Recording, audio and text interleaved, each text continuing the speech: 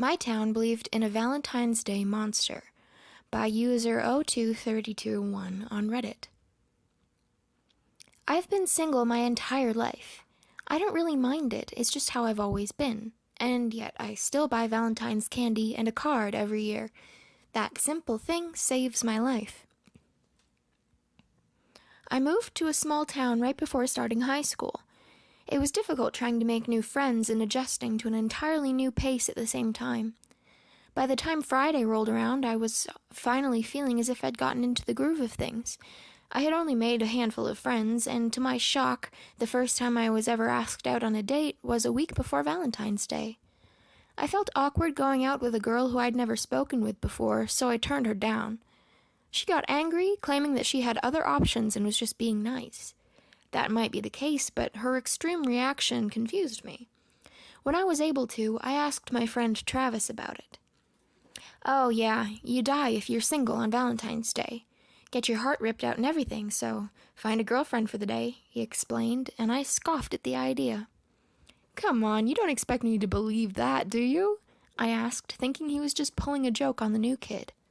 He acted as if he was just giving me some facts. He was looking at me as if I was crazy for not knowing about getting a date or dying. I told him he was crazy, but he just shook his head. "It happens every year. Someone gets their heart ripped out. It might not be in this town, but, it's nearby. And there's always someone single. I guess you can risk it, but why? It's just one day," he said, trying to defend his point. This was before everyone had a cell phone in their pocket, so I couldn't look up deaths of people missing their hearts right then. I made a note to research it later so that I could call him out on his urban legend. I crossed my arms, still not buying what he was saying. "That's stupid. Are you saying, someone knows you're single and kills you?" I pressed. "A person doesn't do it. Some sort of monster does. No one has lived after seeing it, but most people say they heard drums and then found someone without their heart." Travis was again looking at me as if I should know all of this. "A Valentine's Day monster, really?" "Well, Christmas has Santa, and there's an Easter bunny, so why can't Valentine's Day have something?" For the next 10 minutes, I roasted his idea and belief in the Valentine's Day monster. At least he could take it all as a joke, even if he did believe these murders were real. He wasn't positive a monster was doing it, but couldn't offer up any other reason behind the deaths. And he wasn't risking it. He already had a date lined up with a girl he didn't even like. I still thought the entire idea was dumb. The rest of the school didn't share my outlook. As the days slowly got closer and closer to the fated day, students got paired up with each other. Some done out of safety, others using the monster as an excuse to finally ask out their crush. I received a few pity offers, but I refused all of them as an act of rebellion against this stupid small-town tradition.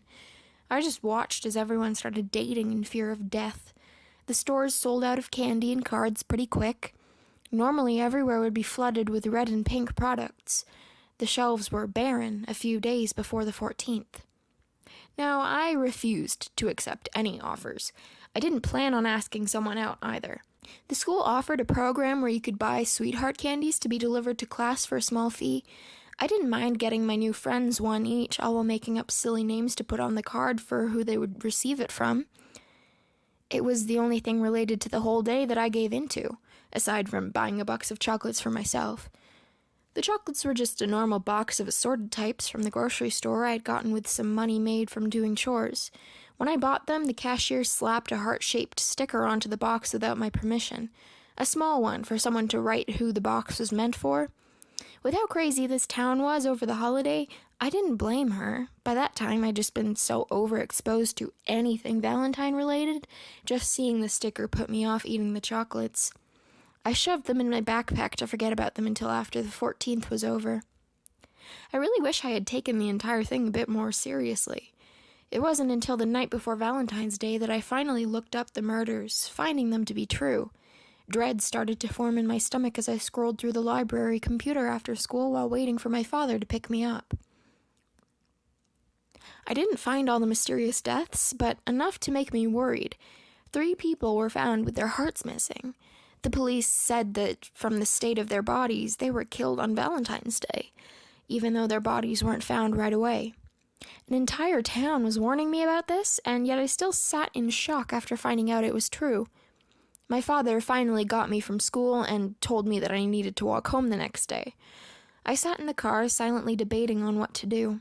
He just chalked my distressed behavior up as normal teenage behavior. I didn't sleep that night. I tried thinking of names of students that might not have a date, all while knowing it was useless.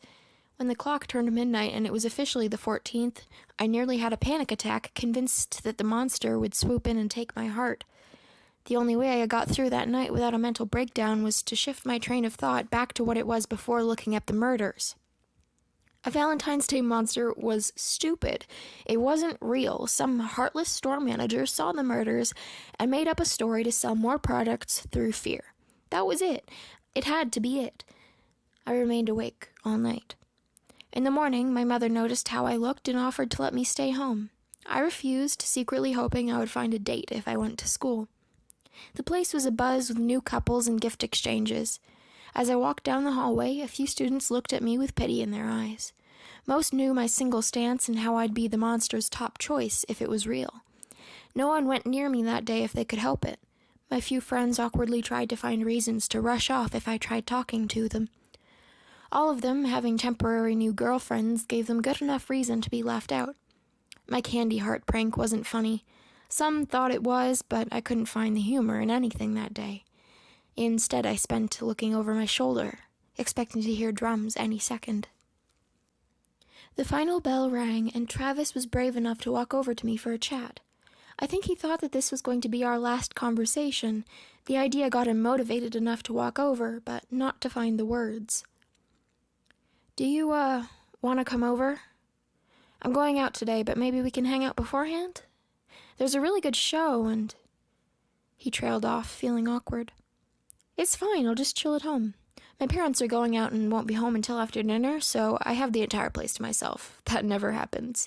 They finally think I'm old enough to be trusted to be left alone," I explained, determined still to not believe in this nonsense, even though I was terrified. Travis nodded, looking pale. He wasn't brave enough to press me on hanging out.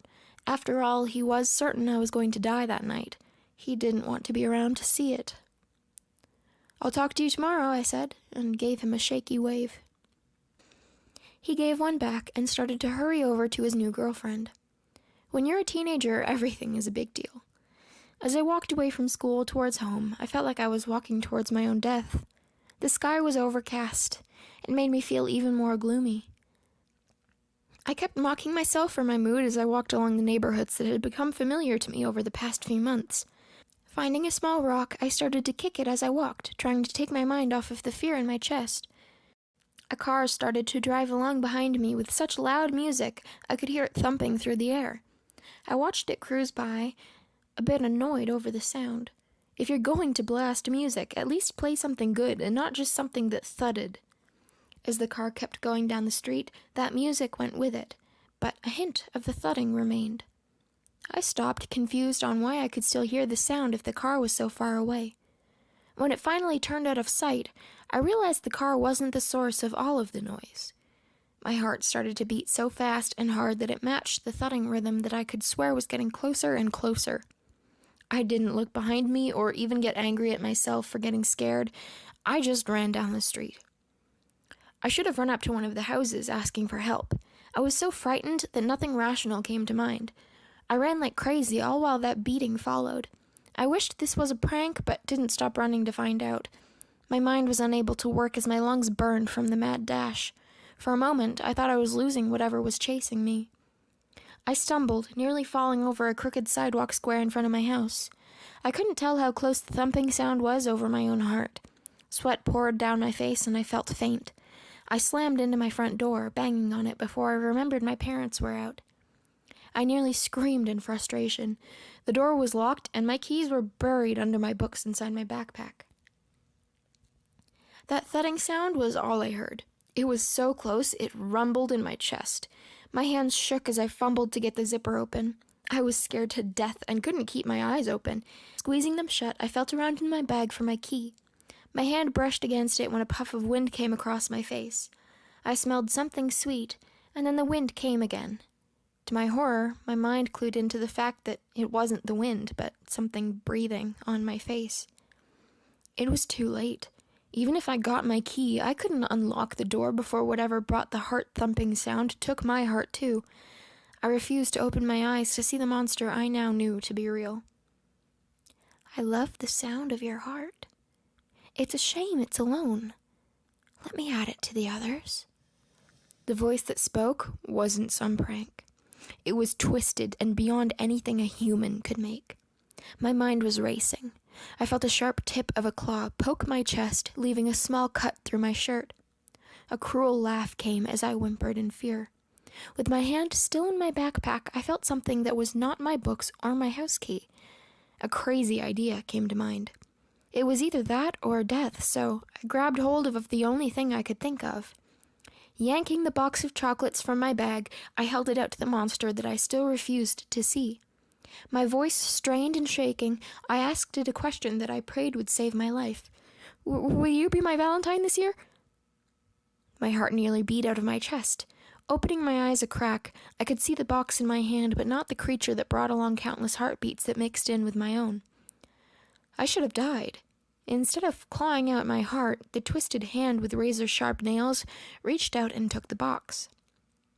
I forced my eyes shut, my entire body shaking. Something brushed my face, causing me to tense up so much it hurt. The clawed finger brushed some hair from my face with another cruel laugh. What a cute child you are. I'll accept this gift this year, but someday I'll be back to claim your heart. I bit down on my tongue, trying not to scream at that horrible voice. With one final laugh that rattled my bones, the thudding stopped. It took me forever before I gathered up the courage to open my eyes. Nothing was on the front step. I was alone. If it wasn't for the rip in my shirt, I would have thought the whole thing came about due to stress and lack of sleep. I didn't tell anyone what happened. I mean, who would believe me? I went to school for the first half of the day on the 15th. I had barely slept for 2 days and needed to take the rest of the day off, but I didn't want my friends to think I died. All of them looked shocked that I'd lived. I just said I got lucky. The school moved on. The short-lived relationships caused by the day fizzled out. As time crept along, I started to dread knowing that Valentine's Day was coming yet again. I bought more candy, roses, and a card, expecting a visit from a monster. I should have just gone along and dated someone, but somehow the idea of that was more stressful than dealing with a monster. I anticipated and feared Valentine's Day, only to have nothing happen. Nothing happens besides the fact that the gifts that I addressed to the creature go missing overnight. As the years carried on, I kept buying different gifts with the same result. As I've gotten older, I've heard those terrible heartbeats faintly on Valentine's Day. Each year, the sound gets louder. I think this year is finally going to be when that monster shows itself. Again, just asking someone out may save my life, but I think if the monster does show up again, I'll ask it the same question. But this time, I'll keep my eyes open.